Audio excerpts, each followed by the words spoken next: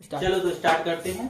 देखिए त्रिकोणमिति में क्या होता है, त्रिकोणमिति की डेफिनेशन ही है कि तीन कोणों की मिति है, अर्थात इसमें ये कोण निकालना पड़ता है और साइड भी निकालनी पड़ती है। एक दो तीन साइडें हम निकाल सकते हैं। तो इसके लिए एक पाइथागोरस ने एक प्रमेय दी थी जिसे पाइथागोरस प्रमेय बोलते हैं। उस प्रमेय से आप ये तीन साइडों के संबंधों को निकाल सकते हैं। पहली ये बताया था कि कर्ण का स्क्वायर बराबर लंब का स्क्वायर प्लस आधार का स्क्वायर। अब इसमें ये पता होना चाहिए कि कर्ण क्या होता है, लंब क्या होता है और आधार क्या होता है। मान लीजिए हमने ये कोण माना A, तो इसमें ये 90 डिग्री के सामने की जो भुजा होती है उसे कर्ण बोलते हैं, और इसमें जो इस कोण के सामने की भुजा होती है इसे बोलते हैं लंब, और जो कुछ बच जाता है उसे बोलते हैं आधार। तो ये तीन भुजाएं हैं जिसका हम संबंध निकाल सकते हैं। अब जैसे यहाँ पर कर्ण लिखा हुआ है, ये लंब लिखा हुआ है और ये आधा लिखा हुआ है, तो हम इससे तीनों भुजाएं, जब दो भुजाएं दी हो तो एक तीसरी भुजा आप निकाल सकते हैं। चलो तो अब यहां से हम कर्ण का स्क्वायर बराबर लंब का स्क्वायर प्लस आधार का स्क्वायर निकाल सकते हैं। अगर हमें कर्ण निकालना है, केवल कर्ण, तो ये स्क्वायर उस तरफ चला जाएगा तो रूट हो जाएगा, ये बोला जाएगा लंब का स्क्वायर और प्लस आधार का स्क्वायर। ठीक है ना, ओके।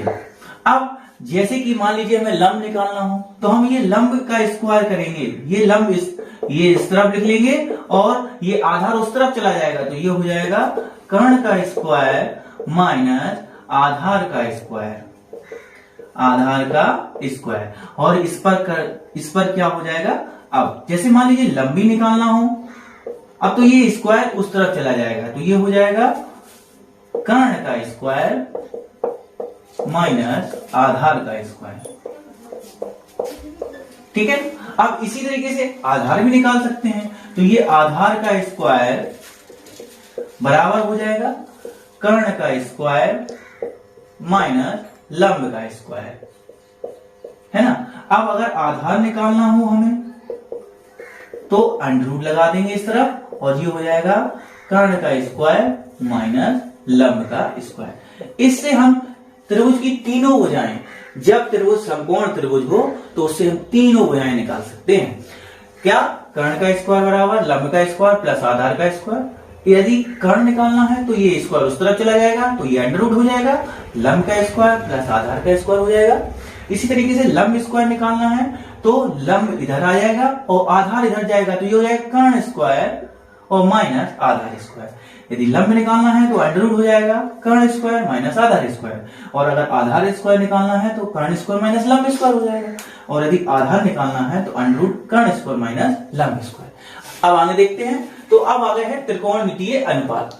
अब अनुपात 6 प्रकार के होते हैं। त्रिकोणमितीय में 6 अनुपात होते हैं। एक होता है साइन थीटा, यदि हम यहां पर थीटा मान लें तो ये हम थीटा मान लेते हैं, sine theta, cos theta, tan theta, और साइन का जो रूप होता है दूसरा कोसेक थीटा, कॉस थीटा का सेक थीटा और कॉट थीटा।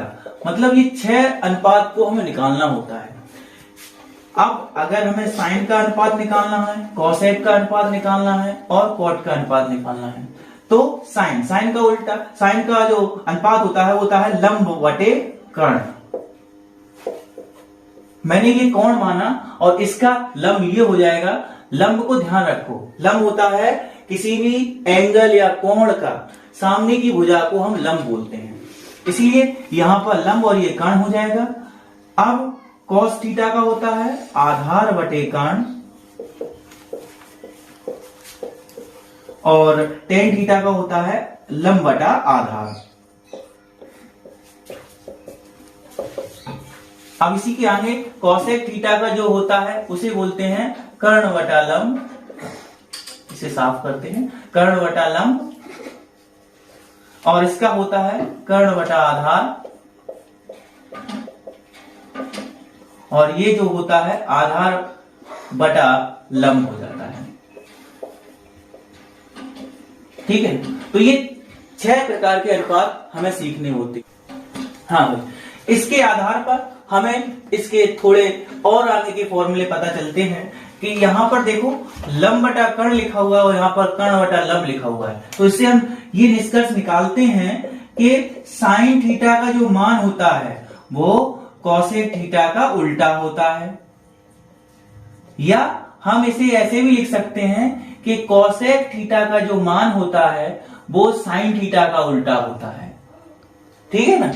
अब इसी तरीके से यदि हम इसे ऐसे भी लिख सकते हैं कि साइन थीटा और कोसेक थीटा का मल्टीप्लाई 1 होता है, साइन थीटा और कोसेक थीटा का मल्टीप्लाई 1 होता है। ये तो हमने इन 6 त्रिकोणमितीय अनुपातों से ये निष्कर्ष निकाला है। एक और निष्कर्ष देख लीजिए, यहां पर देख रहे हैं cos थीटा का मान आधार बटे कर्ण और इसका कर्ण बटा आधार। तो इसी तरीके से इसी के भी लिख सकते हैं हम, cos थीटा बराबर 1 बटे सेक थीटा या सेक थीटा बराबर 1 बटे cos थीटा, या हम लिख सकते हैं cos theta into sec theta is equal to 1।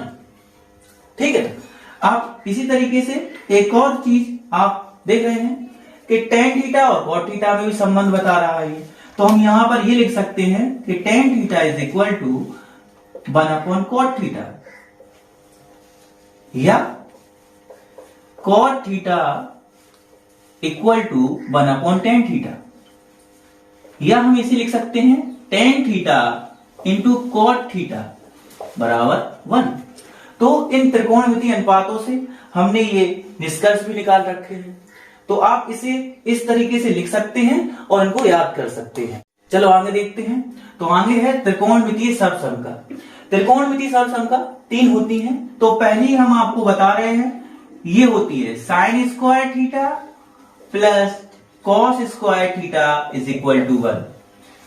इसी से हम फॉर्मूले निकाल सकते हैं, जैसे कि अगर हमें साइन स्क्वायर थीटा का मान निकालना है तो ये हो जाएगा, इसे पक्षांतर कर देंगे तो ये कॉस उस तरफ चला जाएगा, तो ये हो जाएगा 1 माइनस कॉस स्क्वायर थीटा। यदि हमें साइन थीटा का मान निकालना है तो ये हो जाएगा under root 1 minus cos square theta. ठीक है ना। अच्छा, अब कॉस थीटा का मान निकालेंगे, यानी कि कॉस स्क्वायर थीटा का मान निकालेंगे तो इस साइन को उस तरफ भेज देंगे, तो ये हो जाएगा 1 माइनस साइन स्क्वायर थीटा। यदि हम cos थीटा का मान निकालना चाहें तो ये हो जाएगा 1 माइनस साइन स्क्वायर थीटा। ठीक है। तो इससे हम एक फॉर्मूले से हम इतने सारे फॉर्मूले बना सकते हैं। दूसरा कॉन्सेप्ट है, दूसरा बोलते हैं, एक होता है sec square theta minus tan square theta is equal to 1। ठीक। अब यदि सेक स्क्वायर थीटा का मान निकालना है तो ये टेन स्क्वायर उस तरफ चला जाएगा, तो 1 प्लस टेन स्क्वायर थीटा हो जाएगा। ओके। यदि हमें सेक थीटा का मान निकालना है तो ये under root 1 plus tan square theta हो जाएगा।